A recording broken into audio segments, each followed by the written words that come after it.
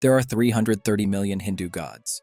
There is one supreme god that cannot be fully known or understood. Hinduism often appears polytheistic due to the worship of many deities, but these deities are considered manifestations of one supreme god. The Trimurti, consisting of Brahma, the creator, Vishnu, the preserver, and Shiva, the destroyer, are central figures in this belief system. This diversity in deities allows followers to relate to God in personal ways that suit their spiritual needs. Hinduism is sometimes described as monistic, emphasizing that all existence is a manifestation of a single substance or reality. Alternatively, it is also seen as henotheistic, acknowledging one God without denying others. Despite the multiplicity of gods, the ultimate belief is in a singular, all-encompassing divine presence. Hindus are idol worshippers. Hindus worship a reminder of God. Hindus use physical representations, such as idols, to focus their prayers and meditations.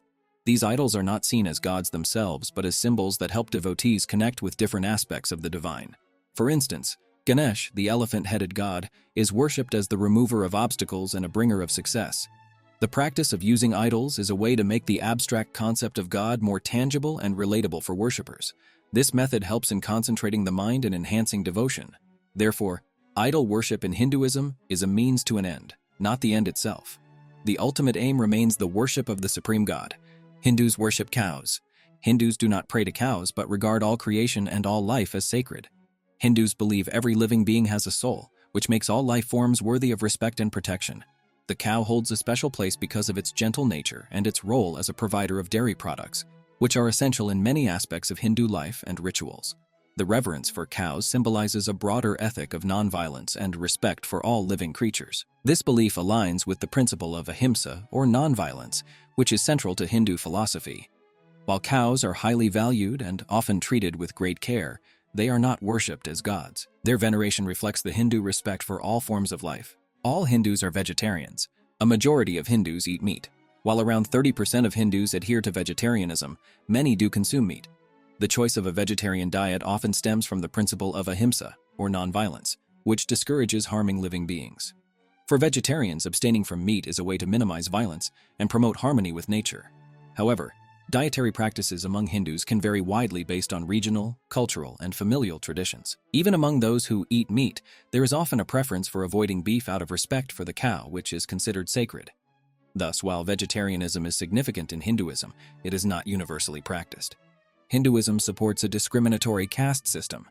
Caste discrimination is rooted not in religion but culture. The caste system originally began as a social and occupational division described in ancient Hindu texts. Over centuries, it evolved into a rigid hierarchy that marginalized lower castes and untouchables. However, many modern Hindus argue that caste-based discrimination is not intrinsic to Hinduism and is instead a social corruption of the original system. Reform movements within Hinduism have sought to challenge and dismantle these discriminatory practices. The core teachings of Hinduism emphasize equality and the spiritual unity of all beings. Therefore, while caste discrimination has been associated with Hindu society, it is not supported by Hindu religious principles. Women are subservient in Hinduism.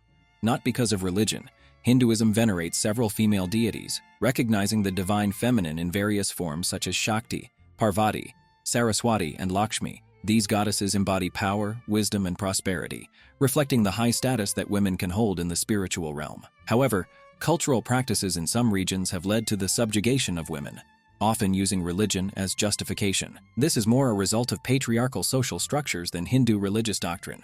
Many Hindu scriptures and traditions celebrate the strength and independence of women, advocating for their respect and equality. Thus, women's subservience is a cultural issue, not a religious one.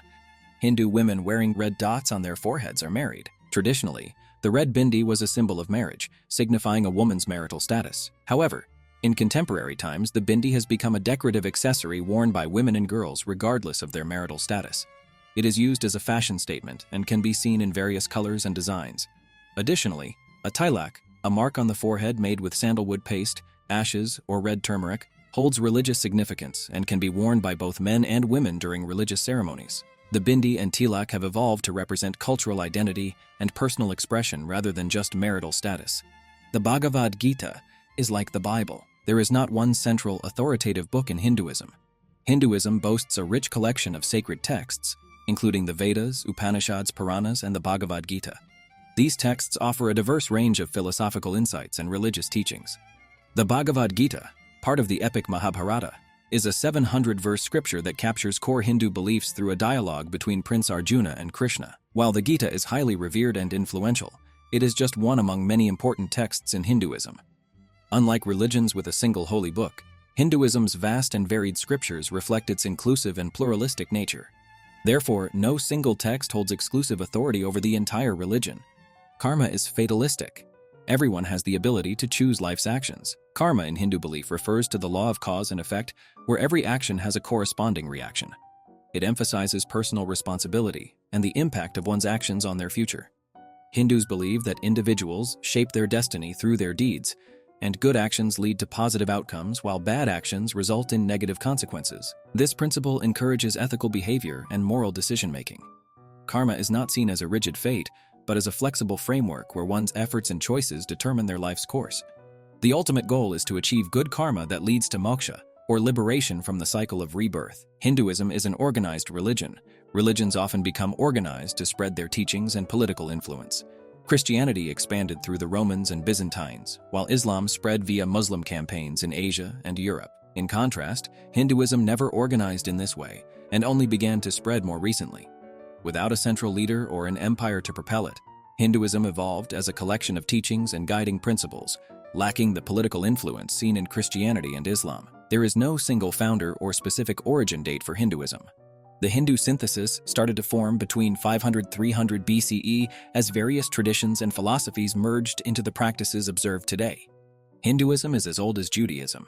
Hinduism, one of the world's oldest religions, has evolved over millennia from diverse cultural and religious traditions in the Indian subcontinent, culminating in its modern form around AD 1800. Contrary to popular belief, Hinduism did not originate contemporaneously with Judaism, Christianity, and Islam. Judaism, the first Abrahamic faith, traces its roots to around 1500 BC, whereas Hinduism's earliest foundations stem from ancient tribal beliefs dating back tens of thousands of years. The integration of these diverse influences began around 4000 BC, marking Hinduism as the oldest continuously practiced religion globally. Throughout its history, Hinduism has absorbed and synthesized various philosophies, rituals, and spiritual practices, contributing to its rich diversity and longevity. Its development was shaped by interactions among indigenous traditions, Vedic influences, and cultural exchanges across ancient India.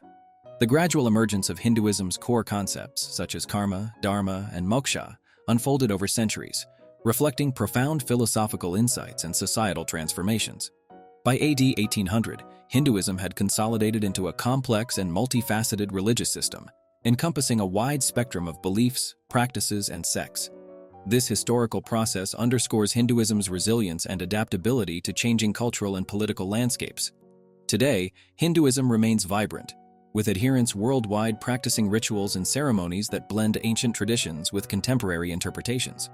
Its status as the oldest continuously practiced religion highlights its enduring significance and ongoing evolution within global religious contexts. If you enjoy debunking myths about religions, don't miss our next video where we tackle common misconceptions about Islam. We'll explore the true teachings, clarify misunderstood practices, and provide accurate insights into this rich and diverse faith. Join us to uncover the truths behind the myths and gain a deeper understanding of Islam. Stay tuned.